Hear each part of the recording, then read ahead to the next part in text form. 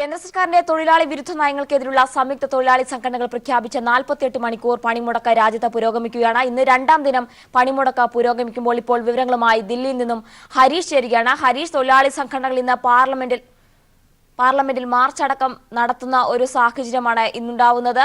നിലവിലെ സ്ഥിതി എങ്ങനെയാണ്? രാജ്യത്ത് പണിമുടക്ക് പുരോഗമിക്കുമ്പോൾ സമാധാനപരമായ ഒരു അന്തരീക്ഷമാണോ അവിടെ നിലനിൽക്കുന്നത്? എങ്ങനെയാണ് വിവരങ്ങൾ? ജീന, ഉത്തരേന്ത്യൻ സംസ്ഥാനങ്ങളെല്ലാം തന്നെ പണിമുടക്ക് സമ്മിശ്രമായിരുന്നെങ്കിലും വടക്കുകിഴക്കൻ സംസ്ഥാനങ്ങളിൽ പൂർണ്ണമായി തന്നെ വിജയമായിരുന്നു പണിമുടക്ക് എന്ന് പറയേണ്ടി വരും. പക്ഷെ ഉത്തർപ്രദേശിലെ കാര്യം നോക്കും. ഉത്തർപ്രദേശിലെ പല ഗ്രാമപ്രദേശങ്ങളിലെല്ലാം തന്നെ വാഹനങ്ങൾക്ക് ഗതാഗത തടസ്സങ്ങൾ ഉണ്ടായിരുന്നു.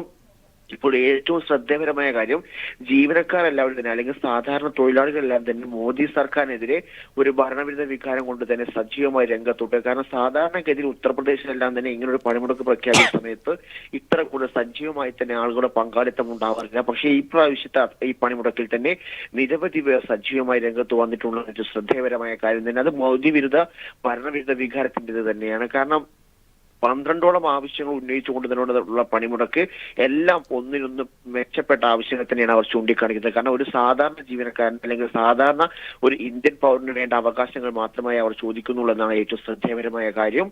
നിലവിൽ മാസം സാലറി മിനിമം തുക 18,000 രൂപയാക്കുക, പെൻഷൻ 3,000 രൂപയാക്കുക, അതുപോലെ തന്നെയുള്ള നിരവധി ആവശ്യങ്ങൾ ചൂണ്ടിക്കാണിച്ചുകൊണ്ടുള്ള, അതായത് 12 ആവശ്യങ്ങളാണ് ചൂണ്ടിക്കാണിക്കുന്നത്. ഇത് ഈ പണിമുടക്ക് ഇപ്പം രാജ്യത്ത് പുരോഗമിക്കുകയാണ്. എന്നാൽ ഇന്നലെ നടന്ന പണിമുടക്ക് തന്നെ ഇന്നലെ പല ഭാഗങ്ങളിൽ സംഘർഷങ്ങൾ ഉണ്ടായിരുന്നു. ഒഡീഷയിൽ ഇപ്പൊ ഹൈവേ തടഞ്ഞതിന്റെ അടിസ്ഥാനത്തിൽ പോലീസ് വന്ന് അറസ്റ്റ് ചെയ്ത് നീക്കുന്ന സാഹചര്യമുണ്ടായി. ബംഗാളിൽ CPM പ്രവർത്തകർക്ക് നേരെ തൃണമൂൽ ഒരു അക്രമം അയച്ചുകൊണ്ട സാഹചര്യം ഉണ്ടായിരുന്നു. എന്നാൽ മുഴുവൻ കാര്യങ്ങൾ നോക്കുമ്പോൾ അവരവർ നോക്കുമ്പോൾ തന്നെ ഉത്തരേന്ത്യൻ സംസ്ഥാനങ്ങളിലെല്ലാം പണിമുടക്ക് സമ്മിശ്രവും വടക്കുകിഴക്കൻ സംസ്ഥാനങ്ങളിൽ പൂർണ്ണ വിജയവും തന്നെയായിരുന്നു ഈ പറയുന്ന പണിമുടക്ക്. നിലവിൽ ഇന്ന് രാവിലെ 10:30 കൂടി തന്നെ പാർലമെന്റിലേക്ക് തന്നെ എല്ലാ സംഘടനകളും ഒന്നിച്ചു ചേർന്നുകൊണ്ട് തന്നെ ഒരു പ്രതിഷേധ മാർച്ച് പരിപാടി സംഘടിപ്പിക്കാൻ തീരുമാനിച്ചിട്ടുണ്ട്. അത് കഴിഞ്ഞ സമരം ഈ പണിമുടക്ക് തീരുമാനിച്ച അന്ന് മുതൽ തന്നെ തീരുമാനിച്ച കാര്യം തന്നെയാണ്. അപ്പൊ ഇന്ന് വരെ 10:30 പാർലമെന്റിലേക്ക് സംയുക്ത എല്ലാ സംഘടനകളും എല്ലാവരും ചേർന്ന് തന്നെ ട്രേഡ് യൂണിയൻ എല്ലാവരും ചേർന്നുകൊണ്ട് തന്നെ ഒരു മാർച്ച് സംഘടിപ്പിക്കുന്നത്. നിലവിൽ 10ഓളം കേന്ദ്ര ട്രേഡ് യൂണിയനുകൾക്ക് പുറമെ തന്നെ സംസ്ഥാനങ്ങളിലുള്ള 100ഓളം സംസ്ഥാനവുമായി ബന്ധപ്പെട്ട ചെറിയ ചെറിയ ട്രേഡ് യൂണിയനുകളുമായി ബന്ധപ്പെട്ട എല്ലാവരും തന്നെ ഈ പറയുന്ന പരിപാടിയിൽ പങ്കെടുക്കും. എന്തായാലും ഒരു വലിയൊരു വിജയം. കാരണം ജനങ്ങൾ തന്നെ സ്വമേധയെ ഏറ്റെടുത്തൊരു പണിമുടക്ക് തന്നെയായിരുന്നു ഈ 2 ദിവസമായി നടക്കുന്ന പണിമുടക്ക് എന്ന് പറയേണ്ടി വരുന്നു. 1991 ശേഷമുള്ള രണ്ടാമത്തെ ദിന പണിമുടക്കാണ് രാജ്യത്ത് നടന്നുകൊണ്ടിരിക്കുന്നത്. ഇന്നലെ പല മേഖലകളും എന്തായാലും തന്നെ LIC മേഖല പൂർണ്ണമായി തന്നെ രാജ്യത്ത് സ്റ്റക്കായിരുന്നു. LIC ജീവനക്കാർ പൂർണ്ണമായി തന്നെ പണിമുടക്ക് അണിനിരുന്നു. അതുപോലെ തന്നെ കൽക്കരി മേഖലയുമായി ബന്ധപ്പെട്ട അതിൽ തന്നെ 70% പേർ പണിമുടക്കിൽ പങ്കെടുത്തു. അതുപോലെ തന്നെ വ്യത്യസ്തമായ എല്ലാ മേഖലകളിൽ നിന്നും 50%-അധികം പേർ സജീവമായി തന്നെ രംഗത്ത് വന്നിരുന്നു. ഈ കഴിഞ്ഞ ദിവസം വരെ ഇന്നലെയും ഇന്നുമായി നടക്കുന്ന പണിമുടക്കിന്റെ ഏറ്റവും വലിയ പ്രത്യേകത എന്ന് പറയുന്നത്, സാധാരണഗതിയിൽ നമ്മൾ പണിമുടക്ക് സംഘടിപ്പിക്കുന്ന സമയത്ത് അല്ലെങ്കിൽ പണിമുടക്ക് നടത്തുന്ന സംഘടക സമിതിക്കാർ അല്ലെങ്കിൽ അതിന്റെ അധികൃതർ എല്ലാവരും തന്നെ പണിമുടക്കിന് ആഹ്വാനം ചെയ്യുന്നതോടൊപ്പം തന്നെ നിർബന്ധപൂർവ്വം കട അടപ്പിക്കുക, അതുപോലെ തന്നെയുള്ള നിർബന്ധപൂർവ്വം പണിമുടക്കിൽ പങ്കെടുപ്പിക്കാൻ വേണ്ട നടപടിക്രമങ്ങൾ സ്വീകരിച്ചിരുന്നെങ്കിലും കഴിഞ്ഞ ദിവസത്തെയും ഇന്നും നടക്കുന്ന പണിമുടക്കിൽ തന്നെ അതിന്റെ സംഘടക സമിതിയിൽപ്പെട്ടവർ ആദ്യമേ വ്യക്തമാക്കിയിട്ടുണ്ട്, നിർബന്ധപൂർവ്വം ആരെയും ഈ പറയുന്ന പണിമുടക്കിലേക്ക് അണിനിരത്തുകയില്ല. കാരണം ഇത് ജനങ്ങളുടെ ആവശ്യമാണ്. അവർക്ക് സ്വമേധയാ ഏറ്റെടുത്ത് വേണമെങ്കിൽ നടത്താം, അല്ലെങ്കിൽ നിർബന്ധപൂർവ്വം കട അടപ്പിക്കുന്ന ഒരു ഘട്ടവും ഉണ്ടാവില്ല എന്നെല്ലാം തന്നെ ആദ്യമേ ചൂണ്ടിക്കാണിച്ചിരുന്നു. അത് പക്ഷെ എന്നാലും തന്നെ അതിൽ സജീവമായി തന്നെ ഈ പറയുന്ന LIC മേഖല പൂർണ്ണമായി തന്നെ ഈ പണിമുടക്ക് അണിനിരന്നുകൊണ്ടിരിക്കുന്നു. അതുപോലെ അധ്യാപക സംഘടനകൾ, ബാങ്കിങ് മേഖലയിൽപ്പെട്ട ആൾക്കാർ, അങ്ങനെ നിരവധി എല്ലാ ഭാഗങ്ങളിലുമുള്ള സാധാരണ ജീവനക്കാർ സജീവമായി രംഗത്ത് വന്നത് ഇത് എല്ലാവരുടെയും അവരുടെ ആവശ്യമാണെന്നുള്ള ബോധ്യത്തിന്റെ അടിസ്ഥാനത്തിൽ തന്നെയാണ് ഇത്രയും പേർ സജീവമായി രംഗത്ത് വന്നിരിക്കുന്നത്. എന്തായാലും ഹർത്താൽ പുരോഗമിച്ചുകൊണ്ടിരിക്കുന്നു. ഇന്നാണ് ദില്ലിയിലെ നഗരപ്രദേശം കേന്ദ്രീകരിച്ചുള്ള പ്രധാനപ്പെട്ട പരിപാടികളെല്ലാം തന്നെ സംഘടിപ്പിച്ചിരിക്കുന്നത്. ദില്ലിയുടെ പ്രധാനപ്പെട്ട മേഖലയെല്ലാം തന്നെ കേന്ദ്രഭരണ പ്രദേശത്തിൽപ്പെട്ട എല്ലാ സ്ഥലങ്ങളിലും തന്നെ ഈ ഹർത്താൽ വെറും ഭാഗികം മാത്രമായിരുന്നു. പക്ഷെ എന്തായാലും ഔട്ടർ ദില്ലി ഭാഗത്തേക്കാണ് പ്രധാനമായും വ്യവസായ മേഖലയുമായി ബന്ധപ്പെട്ട സ്ഥലങ്ങളുള്ളത്. അവിടെയെല്ലാം തന്നെ ഒരു സമ്മിശ്ര പ്രതികരണം ഉണ്ടായിരുന്നു. ഉത്തരേന്ത്യൻ സംസ്ഥാനങ്ങളിലെല്ലാം തന്നെ സമ്മിശ്ര പ്രതികരണമാണ് ഉണ്ടായിരുന്നത്. ജീന, ശരി. കേന്ദ്ര സർക്കാരിന്റെ തൊഴിലാളി വിരുദ്ധ നയങ്ങൾക്കെതിരെയുള്ള പണിമുടക്ക് രണ്ടാം ദിവസത്തിലേക്ക് പുരോഗമിച്ചുകൊണ്ടിരിക്കുകയാണ്. ഇനി സംസ്ഥാനത്ത് ഇത് ഏത് രീതിയിലാണ് പണിമുടക്ക് പുരോഗമിക്കുന്നതെന്ന് നോക്കാം. പണിമുടക്കം സമരകലയുടെ തുടിമുഴക്കം, ദുരിതമർദ്ദിത ജനസമുദ്ര തിരയിലക്കം നാടുണർത്തുന്നു. ഇപ്പോൾ തിരുവനന്തപുരത്ത് നിന്നും ഷീജ ചേരുകയാണ്. ഷീജ, എങ്ങനെയാണ് പണിമുടക്കിന്റെ രണ്ടാം ദിനം ഇപ്പോൾ തിരുവനന്തപുരത്ത് പുരോഗമിക്കുന്നത്? വിവരങ്ങൾ.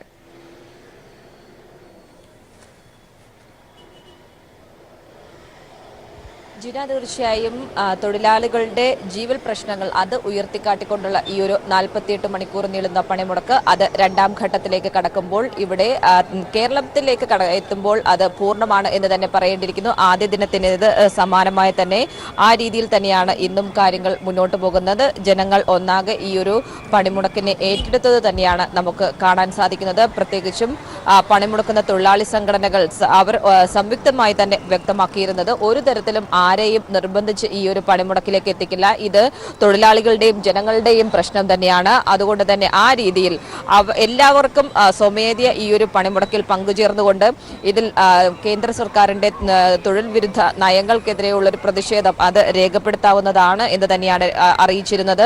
അതിൻ പ്രകാരം ഏതായാലും നമുക്കറിയാം, തിരുവനന്തപുരം ജില്ലയുടെ കാര്യം പരിശോധിക്കുകയാണെങ്കിൽ ആദ്യമായിട്ടാണ് തിരുവനന്തപുരത്ത് വിമാനത്താവളത്തിൽ പ്രത്യേകിച്ചും ഗ്രൗണ്ട് സ്റ്റാഫ് വിഭാഗക്കാർ ഉൾപ്പെടെയുള്ളവർ ചരിത്രത്തിൽ ആദ്യമായി പണിമുടക്കിന്റെ ഭാഗമാകുന്നു. അതോടൊപ്പം തന്നെ മറ്റൊന്ന് എടുത്തു പറയേണ്ടത് ബ്രഹ്മോസിലെ ജീവനക്കാർ അവരും ഈ ഒരു പണിമുടക്കിൽ ഐക്യദാർഢ്യം പ്രഖ്യാപിച്ചുകൊണ്ട് രംഗത്തുണ്ട് എന്നുള്ളത് എടുത്തു പറയേണ്ടതാണ്. ഇന്നിപ്പോൾ രാവിലെ മുതൽ നമുക്കിവിടെ, ഞാനിപ്പോൾ ഉള്ളത് തമ്പാനൂർ റെയിൽവേ സ്റ്റേഷന് മുന്നിലാണ്. ഇവിടെ എത്തുന്ന യാത്രക്കാർക്ക് വേണ്ടിയിട്ടുള്ള ബദൽ സംവിധാനങ്ങൾ പോലീസ് ഒരുക്കുന്നുണ്ട്. RCC മെഡിക്കൽ കോളേജ് എന്നിവിടങ്ങളിലേക്ക് പോകേണ്ടവർക്ക് ആ രീതിയിലുള്ള ബദൽ സംവിധാനം ഒരുക്കുന്നുണ്ട്. മറ്റൊന്ന് അല്ലാത്ത യാത്രക്കാർക്ക് അവർക്ക് പോകാനുള്ള സംവിധാനം അതും പോലീസ് ഒരുക്കുന്നുണ്ട്. ഏതായാലും കൂടുതൽ യാത്രക്കാർ എത്തുന്ന ഒരു സാഹചര്യം ഇല്ല. കാരണം പണിമുടക്കാണ് എന്നുള്ളൊരു വിവരം അറിയുന്നത് കൊണ്ട് തന്നെ ആ രീതിയിൽ കൂടുതൽ ആൾക്കാർ ഇങ്ങോട്ടേക്ക് ബസ് സ്റ്റാൻഡിലായാലും അല്ല ഇവിടെ റെയിൽവേ സ്റ്റേഷനിലായാലും എത്തുന്ന ഒരു സാഹചര്യം ഇല്ല എന്ന് തന്നെ പറയേണ്ടിയിരിക്കുന്നു. KSRTC സർവീസ് ഇല്ല എന്നുള്ളതും എടുത്തു പറയേണ്ടതാണ്. അവർ പൂർണ്ണമായും ഈ ഒരു പണിമുടക്കിന് ഐക്യദാർഢ്യം പ്രഖ്യാപിച്ചിട്ടുണ്ട്. പക്ഷേ ശബരിമല സർവീസുകളെ, KSRTCയുടെ ശബരിമല സർവീസുകളെ ഒരു തരത്തിലും ബാധിച്ചിട്ടില്ല. അത് സുഗമമായ രീതിയിൽ തന്നെ പുരോഗമിക്കുകയാണ്. കടകമ്പോളങ്ങൾ നേരത്തെ സൂചിപ്പിച്ചതുപോലെ തന്നെ കടകമ്പോളങ്ങൾ ഒന്നും തന്നെ തുറന്നിട്ടില്ല. ഏതായാലും രണ്ടാം ദിനത്തിലേക്ക് പൊതുപണിമുടക്ക് കടക്കുമ്പോൾ അത് തെക്കൻ കേരളത്തിൽ പൂർണ്ണമാണ് എന്ന് തന്നെ എടുത്തു പറയേണ്ടതാണ്. ഷിജ, അതുപോലെ തന്നെ ഇന്നലെ ഉണ്ടായ പോലുള്ള ട്രെയിൻ തടയൽ പോലുള്ള സമാനമായ സംഭവങ്ങൾ ഇന്നും ഉണ്ടായിരിക്കുന്നു എന്ന് വേണം മനസ്സിലാക്കാൻ. എന്താണ് അത് സംബന്ധിച്ച വിവരങ്ങൾ? യാത്രക്കാർക്കുള്ള മറ്റ് ബദൽ മാർഗങ്ങൾ എന്തെങ്കിലും ഒരുക്കിയിട്ടുണ്ടോ?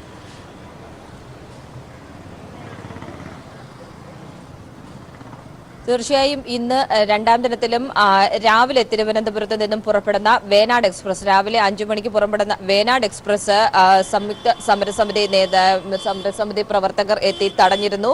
അത് 6 മണിയോടുകൂടിയാണ് തിരുവനന്തപുരം റെയിൽവേ സ്റ്റേഷനിൽ നിന്നും പുറപ്പെട്ടിട്ടുള്ളത്. അതിനുശേഷം ജനശതാബ്ദി അതിന്റെ സർവീസിനെ ബാധിച്ചില്ല. അത് ഇവിടെ നിന്നും കൃത്യസമയത്ത് തന്നെ പുറപ്പെടുകയായിരുന്നു. പക്ഷേ ഇപ്പോൾ 7:15 പുറപ്പെടേണ്ട ശബരി എക്സ്പ്രസ് അത് ഇപ്പോൾ നിലവിൽ തിരുവനന്തപുരം റെയിൽവേ സ്റ്റേഷനിൽ തടഞ്ഞിട്ടിരിക്കുകയാണ് സംയുക്ത സമരസമിതി പ്രവർത്തകർ. ഇത് ഉടൻ തന്നെ ഇവരുടെ ഒരു പ്രതിഷേധം മാറുന്ന ഘട്ടത്തിൽ തന്നെ ഈ ട്രെയിനിന്റെ സർവീസ് ഇവിടെ നിന്നും ആരംഭിക്കും എന്ന് തന്നെയാണ് അറിയാൻ സാധിച്ചിട്ടുള്ളത്.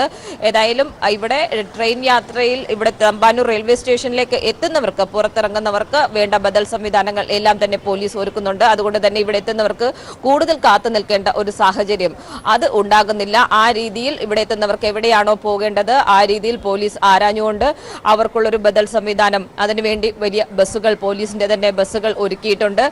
റെയിൽവേ സ്റ്റേഷനിലെത്തുന്ന RCC മെഡിക്കൽ കോളേജ്, അത്തരത്തിൽ ആശുപത്രിയിലേക്ക് പോകേണ്ടവർക്ക് ആ രീതിയിലുള്ള സേവനം ഉറപ്പാക്കുന്നുണ്ട്. നമുക്കിപ്പോൾ കാണുന്ന ദൃശ്യങ്ങളിൽ നിന്ന് തന്നെ വ്യക്തമാണ്. RCC മെഡിക്കൽ കോളേജിലേക്ക് പോകേണ്ട രോഗികളാണ് ഇവിടെ എത്തിയിട്ടുള്ളത്. അവർക്ക് സൗജന്യ യാത്ര, റെയിൽവേ സ്റ്റേഷനിൽ നിന്നുള്ള സൗജന്യ യാത്രയ്ക്കായി അവർ കയറുന്ന ദൃശ്യങ്ങൾ തന്നെയാണ് ഇപ്പോൾ കാണുന്നത്. ഈ രീതിയിൽ ഇവിടെ എത്തിച്ചേരുന്നവർക്ക്, രോഗികൾ ഉൾപ്പെടെയുള്ളവർക്ക് പൂർണ്ണമായും അവർക്ക് വേണ്ട സൗകര്യങ്ങൾ ഒരുക്കി കൊടുക്കുക, അതിന് തന്നെയാണ് ആ രീതിയിൽ ഒരു പ്രാധാന്യം പോലീസ് നൽകി വരുന്നുണ്ട്. അതുകൊണ്ട് തന്നെ അത്തരത്തിൽ ഇവിടെ എത്തുന്നവർക്ക് ഒരു തരത്തിലുള്ള ബുദ്ധിമുട്ടുകളും ഉണ്ടാകുന്നില്ല എന്നുള്ളത് തന്നെ എടുത്തു പറയേണ്ടതാണ്. ശരി ഷീജ, ദേശീയ പണിമുടക്കിന്റെ രണ്ടാം ദിനം തിരുവനന്തപുരത്ത് പുരോഗമിക്കുമ്പോൾ റെയിൽവേ സ്റ്റേഷനിൽ അടക്കം ഇറങ്ങുന്ന യാത്രക്കാർക്ക് വേണ്ട എല്ലാ ബദൽ സംവിധാനങ്ങളും അവിടെ ഒരുക്കിയിട്ടുണ്ട്. തിരുവനന്തപുരത്ത് നിന്നും ഷീജയാണ് വിവരങ്ങൾ നൽകിയത്. ഇനി മധ്യ കേരളത്തിലെ വിവരങ്ങൾ അറിയാം. മധ്യ കേരളത്തിൽ ഇപ്പോൾ കൊച്ചിയിൽ നിന്നും സിബി ആണ് ചേരുന്നത്. സിബി, എങ്ങനെയാണ് അവിടെ പണിമുടക്ക് പുരോഗമിക്കുന്നത്? ഏറ്റവും പുതിയ വിവരങ്ങൾ. കേന്ദ്ര സർക്കാരിൻ്റെ തെറ്റായ തൊഴിൽ വിരുദ്ധ നയങ്ങൾക്കെതിരായ ദേശീയ പണിമുടക്ക് ഇപ്പോഴും കൊച്ചിയിലും അല്ലെങ്കിൽ മധ്യകേരളത്തിൽ തന്നെയും പുരോഗമിച്ചുകൊണ്ടിരിക്കുന്നു. ഏറെക്കുറെ പൂർണ്ണവും അതോടൊപ്പം തന്നെ സമാധാനപരവുമായാണ് ഈ ദേശീയ പണിമുടക്ക് മുന്നോട്ട് പോകുന്നത്. ഇപ്പോൾ 30 മണിക്കൂർ പിന്നിടുമ്പോൾ മറ്റ് അനിഷ്ട സംഭവങ്ങൾ അല്ലെങ്കിൽ നിർബന്ധിച്ച് കടകൾ അടപ്പിക്കുക അല്ലെങ്കിൽ വാഹനങ്ങൾ തടയുന്ന രീതിയിലുള്ള യാതൊരു പരിപാടിയും അല്ലെങ്കിൽ യാതൊരുവിധ അക്രമ സംഭവങ്ങളും ഈ തൊഴിലാളികളുടെ ഭാഗത്തുനിന്ന് ഉണ്ടായിട്ടില്ല. മറിച്ച് ഈ കേന്ദ്ര സർക്കാരിൻ്റെ തൊഴിൽ വിരുദ്ധ നയങ്ങൾക്കെതിരെ പൂർണ്ണമായും പ്രതിഷേധിച്ചുകൊണ്ട് തൊഴിലാളികൾ വിട്ടുനിൽക്കുന്ന ഒരു സാഹചര്യമാണ് നിലവിലുള്ളത്. ഏകദേശം 3 ലക്ഷത്തിലധികം ആളുകൾ ഈ കൊച്ചിയിൽ എറണാകുളം ജില്ലയിൽ മാത്രമായി തൊഴിലാളികൾ ഈ പണിമുടക്കിനോട് സഹകരിച്ചുകൊണ്ട് വിട്ടുനിന്നു. ഇന്നലെ കൊച്ചി നഗരത്തിലും മറ്റുമായി നടത്തിയ പ്രതിഷേധ പ്രകടനത്തിൽ ആയിരങ്ങളാണ് പങ്കെടുത്തത്. കൊച്ചിയിൽ മാത്രമല്ല ഇടുക്കി, കോട്ടയം, തൃശ്ശൂർ, ആലപ്പുഴ എന്നിങ്ങനെയുള്ള മറ്റുള്ള ജില്ലകളിലെ മധ്യകേരളത്തിലെ മറ്റു ജില്ലകളിലും സമാനമായ സാഹചര്യമാണ് ഉണ്ടായത്. ഇന്ന് ആലപ്പുഴ നഗരത്തിൽ ഇന്ന് പ്രതിഷേധ പ്രകടനം തൊഴിലാളികൾ നടത്തും. പ്രത്യേകിച്ച് എറണാകുളം ജില്ലയെ സംബന്ധിച്ച് ഒരു വ്യവസായ മേഖല കൂടിയാണ് ഇൻഫോ പാർക്ക് ഉൾപ്പെടെ തൊഴിൽ തുറമുഖം, FACT, കൊച്ചിൻ റിഫൈനറി ഉൾപ്പെടെയുള്ള നിരവധി വ്യവസായ മേഖലകൾ ഉള്ള ജില്ല കൂടിയാണ് എറണാകുളം ജില്ല. ഇവയെല്ലാം തന്നെ പൂർണ്ണമായും സ്തംഭിക്കുന്ന സാഹചര്യമായിരുന്നു. തൊഴിലാളികൾ പൂർണ്ണമായും വിട്ടുനിന്നു. എല്ലാ നിർമ്മാണ മേഖലയും പൂർണ്ണമായും സ്തംഭിച്ചു. കൊച്ചി മെട്രോ ഉൾപ്പെടെ സർവീസ് നടത്തിയെങ്കിലും ഇവയിലെല്ലാം തന്നെയും യാത്രക്കാർ ഉണ്ടാകുന്ന സാഹചര്യം ഉണ്ടായിരുന്നില്ല. സ്വകാര്യ ബസ്സുകളും അതുപോലെ തന്നെ KSRTCയും പൂർണ്ണമായും സർവീസ് നടത്താതെ തൊഴിലാളികൾ സമരത്തോട് പിന്തുണ പ്രഖ്യാപിച്ചുകൊണ്ട് വിട്ടുനിന്നു. ഈ കേന്ദ്ര സർക്കാരിൻ്റെ ഏറ്റവും വലിയ ഒരു പൊതുമേഖലാ സ്ഥാപനം എന്ന നിലയിൽ കേന്ദ്ര സർക്കാരിൻ്റെ പ്രതിഷേധം എന്ന നിലയിൽ ഇന്നലെ ട്രെയിൻ തടഞ്ഞുകൊണ്ട് തൃപ്പൂണിത്തുറയിൽ ഒരു വലിയ പ്രതിഷേധം ഈ തൊഴിലാളികൾ തീർത്തിരുന്നു. ഇന്ന് കളമശ്ശേരിയിലും ആലുവയിലും അതോടൊപ്പം തന്നെ എറണാകുളത്തുമായി ഈ 3 സ്റ്റേഷനിലും ഇന്ന് ഈ തൊഴിലാളികൾ ട്രെയിൻ തടഞ്ഞുകൊണ്ട് പ്രതിഷേധം രേഖപ്പെടുത്തും. ഇന്നലെ സൗത്ത് റെയിൽവേ സ്റ്റേഷനിലും മറ്റുമായി ഇന്നലെ റെയിൽവേ ജീവനക്കാർ ഇന്നലെ ഈ ഒരു ദേശീയ പണിമുടക്കിനോട് പിന്തുണ പ്രഖ്യാപിച്ചുകൊണ്ട് പ്രതിഷേധ പ്രകടനം നടത്തിയിരുന്നു. നെടുമ്പാശ്ശേരി വിമാനത്താവളത്തിൽ പ്രീപെയ്ഡ് ടാക്സികൾ ആദ്യമായി അല്ലെങ്കിൽ ചരിത്രത്തിൽ ആദ്യമായി ഈ പണിമുടക്കിൽ പങ്കെടുത്തുകൊണ്ട് സർവീസ് നടത്തില്ല. സാധാരണ ഹർത്താലിൽ പോലും ഈ പ്രീപെയ്ഡ് ടാക്സികൾ സർവീസ് നടത്താറുണ്ട്. എന്നാൽ ഇന്നലെ ദേശീയ പണിമുടക്കിനോട് അവർ പൂർണ്ണമായും പിന്തുണ പ്രഖ്യാപിച്ചുകൊണ്ട് സർവീസ് നടത്തിയില്ല. അതോടൊപ്പം തന്നെ വിദ്യാഭ്യാസ സ്ഥാപനങ്ങളും മറ്റ് സർക്കാർ സ്ഥാപനങ്ങളെല്ലാം തന്നെയും ഹാജർ നില വളരെ കുറവായിരുന്നു. ജില്ലാ കളക്ടറേറ്റിൽ ഇന്നലെ 8 പേർ മാത്രമാണ് ഇന്നലെ എത്തിയത്. ജില്ലാ പഞ്ചായത്ത് പൂർണ്ണമായും സ്തംഭിച്ചു. അങ്ങനെ എല്ലാ നിർമ്മാണ മേഖലയും ഓഫീസിലെല്ലാം തന്നെയും ഇൻഫോ പാർക്ക് ഉൾപ്പെടെ എല്ലാം തന്നെയും ഈ ഒരു ദേശീയ പണിമുടക്കൊണ്ട് പൂർണ്ണമായും പിന്തുണ പ്രഖ്യാപിച്ചുകൊണ്ട് വിട്ടുനിൽക്കുന്ന ഒരു സാഹചര്യമാണ് ഇപ്പോഴും ഉള്ളത്.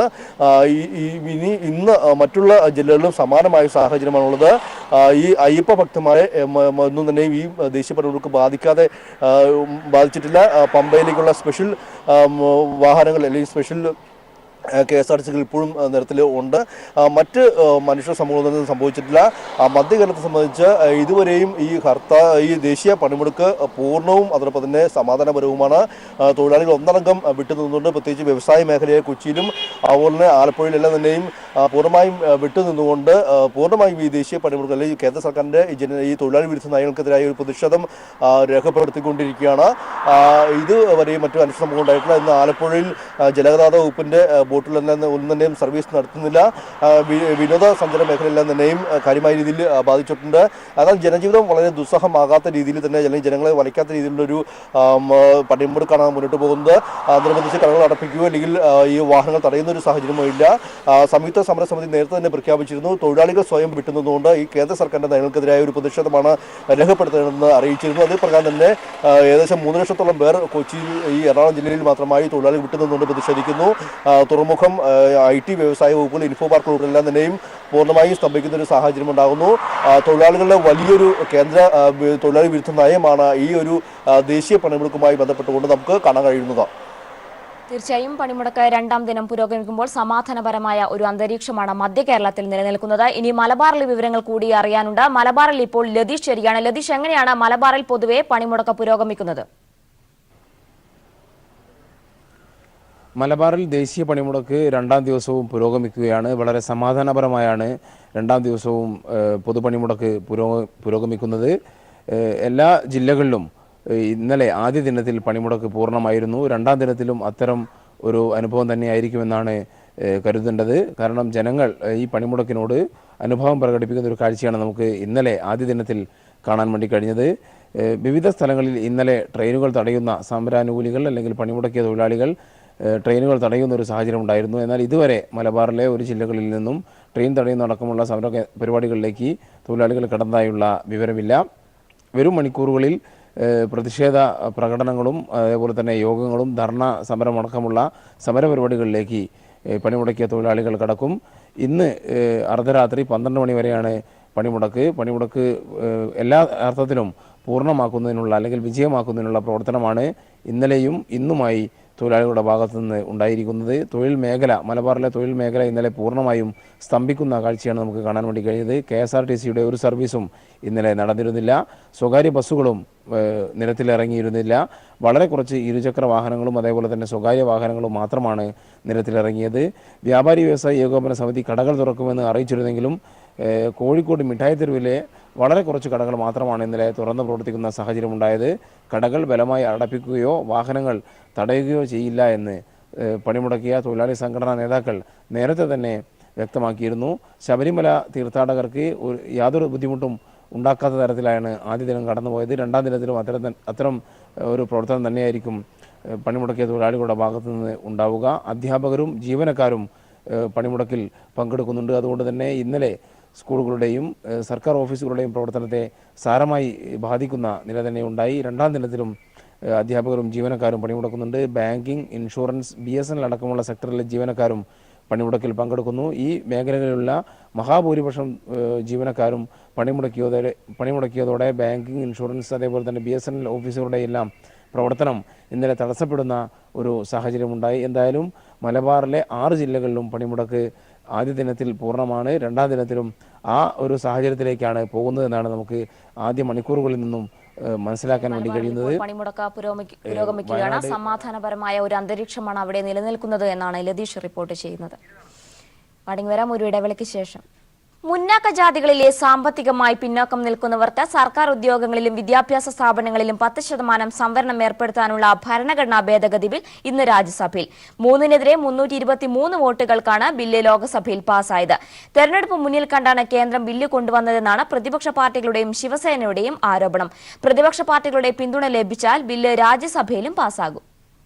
5 മണിക്കൂർ നീണ്ട ചർച്ചയ്ക്കൊടുവിൽ 3-നെതിരെ 323 വോട്ടുകൾക്കാണ് സർക്കാർ ഉദ്യോഗങ്ങളിലും വിദ്യാഭ്യാസ സ്ഥാപനങ്ങളിലും 10% സാമ്പത്തിക സംവരണം ഉറപ്പാക്കാനുള്ള 124ാം ഭരണഘടനാ ഭേദഗതി ബിൽ ലോക്സഭയിൽ പാസായത്. Trinamool, TRS, LJP, BJD, NCP, RJD ഉൾപ്പെടെയുള്ള പാർട്ടികൾ ബില്ലിനെ പിന്തുണച്ചു. ബില്ലിന്റെ ഉള്ളടക്കത്തെ അനുകൂലിക്കുന്നുവെങ്കിലും ബിൽ സമഗ്രമാക്കാൻ JPCക്ക് വിടണമെന്ന് കോൺഗ്രസും CPIM-ഉം ആവശ്യപ്പെട്ടു. Joint Parliamentary Committee or Standing Committee, that more discussion, that more comprehensively this bill is passed in this House. Thank you. And without properly doing the homework, looking at the election manifesto, government is trying to bring even the parliament under pressure. This is something you are butchering Indian democracy. You are butchering Indian democracy. The way you are doing it, your sincerity being questioned. So my request is, please send it to JPC. ബില്ലിന്മേൽ ഉണ്ടാകാനിടയുള്ള നിയമപ്രശ്നം, സംവരണ മാനദണ്ഡങ്ങളിലെ പോരായ്മകൾ തുടങ്ങിയവ ചൂണ്ടിക്കാട്ടിയായിരുന്നു JPC ആവശ്യം പാർട്ടികൾ ഉന്നയിച്ചത്. എന്നാൽ പാർട്ടികൾ ബില്ലിനെ പിന്തുണച്ച് വോട്ട് ചെയ്തു. തെരഞ്ഞെടുപ്പ് മുന്നിൽ കണ്ട് കേന്ദ്ര സർക്കാർ തിടുക്കത്തിലാണ് ബില്ല് കൊണ്ടുവന്നതെന്ന പ്രതിപക്ഷ പാർട്ടികളുടെ ആരോപണത്തെ ശിവസേനയും ശരിവച്ചു.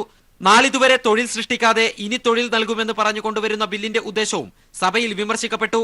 സംവരണത്തിലൂടെ എല്ലാവർക്കും തുല്യ അവസരം നൽകാനുള്ള ശ്രമമാണ് ബില്ലെന്നായിരുന്നു കേന്ദ്രത്തിന്റെ വിശദീകരണം.